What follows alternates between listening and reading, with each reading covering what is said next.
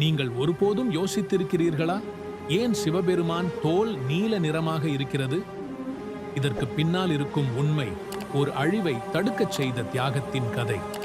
புராண கதைகளில் தேவர்கள் மற்றும் அசுரர்கள் சேர்ந்து பார்க்கடலை கடைத்த போது முதலில் வெளியே வந்தது ஹாலாஹலம் என்ற பயங்கரமான விஷம்.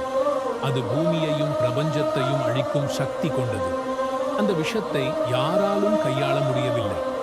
அந்த வேளையில் உலகத்தை காப்பதற்காக சிவபெருமான் முன் வந்தார்.